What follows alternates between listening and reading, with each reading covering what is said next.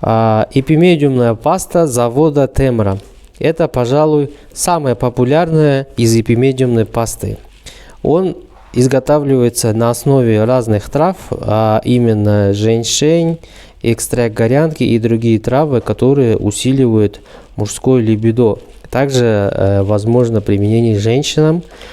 Чаще всего берут мужчины после 30 лет, у которых проблемы с мужской половой силой.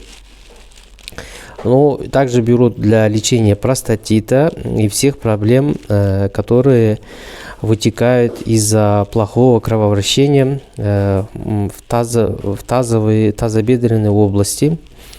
По заявлению завода, это вот завод Темра, здесь нет в составе Виагры, но по ссылочке в описании вы можете посмотреть заявление FDA, это американское агентство, контролирует, которое составы всех медикаментов и других лекарственных средств, которые завозятся в Америку.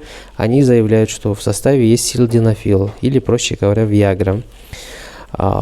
Состав это на совести завода, он также бывает здесь 240 грамм, бывает 43 грамма маленькие баночки и в сашетах.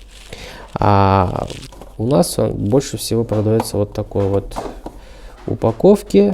Внутри идет вот стеклянной баночки. 240 грамм хватает на месяц.